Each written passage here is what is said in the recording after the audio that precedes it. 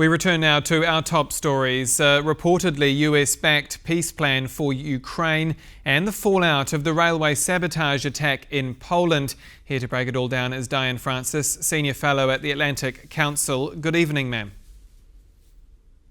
Good evening. So we're hearing tonight that President Volodymyr Zelenskyy has received a draft peace deal from Washington, which reportedly includes land concessions, cutting the country's military. I've also just received from our excellent producers some notes from what Caroline Levitt, Donald Trump's spokesperson, has had to say in the last half hour, noting we are having good conversations with both sides and we believe Ukraine plan should be acceptable to both sides. But in your mind, this plan that has been reported, is it a Ukrainian capitulation? As stated so far, absolutely. But you've got to understand that this is Russia's version of what they want to have happen. This is not Ukraine. So Ukraine and Europe as well are going to be analyzing, mulling over, and coming up with counter-negotiation proposals. It's absolutely unacceptable what this 28-point plan allegedly contains. It includes things like, as you mentioned in the lead-up, severely curtailing the militarization of Ukraine, letting Russia keep all of the territory it's conquered this time and then some, no reparations, no call for a ceasefire. The whole thing is very provocative and very difficult to understand, but for the fact that this terrible possibility has been made public because Russia, Putin smells weakness in Ukraine with Zelensky's current corruption scandal engulfing his government. So I think that is one of the trigger points. The other trigger point is Trump's negotiator, Witkoff, has been completely insensitive, I think, to both sides' concerns.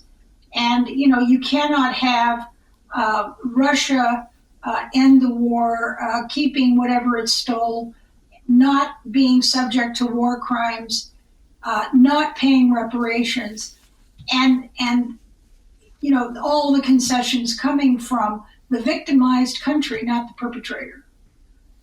It would be the worst precedent, I think, in history, equivalent to the Munich Agreement in 1938, where Hitler was given a slice of Czechoslovakia in return for which he promised not to take any more. And we know what happened. The Second World War happened.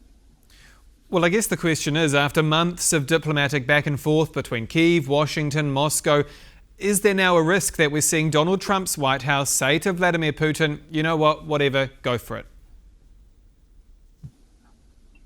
It looks that way. It almost looks that way. I find that hard to believe. I think that a lot of goodies, business-wise, resource-wise, have been dangled in the faces of the White House people by Russia. On the other hand, looking at it from the other way, all the pressure should be on Russia because Russia is economically collapsing. Russia's not winning this war. Russia can't use its ultimate weapons because it would be vaporized. So, Russia really has less leverage than Ukraine, and yet the Americans are giving credence to Putin's wishes, which are totally one-sided. I find the whole thing very strange. Some people think that Putin has had control over Trump for various, imaginary reasons. Who knows? I just think this is the worst negotiation tactics that I've ever seen, where you award that you give one side concessions and don't extract anything out of the other. It's crazy. Let's talk about leverage, because I have a column here from the Financial Times that's headlined, "Trump flattery will get you nowhere." I mean, have European leaders, especially in Brussels, and I'm thinking of the likes of NATO Secretary General Mark Rutte calling Trump, quote, daddy. I mean, have they tried to flatter the president and I guess instead ended up humiliating themselves and ultimately failing to move the needle on Ukraine? No, I think they had to do what they had to do. You had to suck up to this guy. Look, the big danger was always and still remains that he would pull out of NATO. A NATO without the United States is a paper tiger, and that is really scary. And so while they remain committed, whether it's through flattery or other goodies, like, obviously he now is not, the Americans are supplying weapons to the Ukrainian effort, and they're being paid by the Europeans, not by the Ukrainians, and they're not paying for it themselves. So he's pulled off an incredibly savvy maneuver in getting the Europeans to pay for all of the American weapons that help Ukraine. But now he's talking, I think he's a very difficult personality. I think he's very egocentric. And he is flattered by the whole world. Let's face it, he's the most powerful man in the world right now. So I don't think Europe should be humiliated by it, but I think they should learn from it. And obviously that is number one, do not rely on him. Number two, do not rely on what he promises. And number three, build your militaries as fast as possible. So what should they do next? I mean, in these, I guess, next few days, weeks, what is the imperative thing that European leaders now need to do?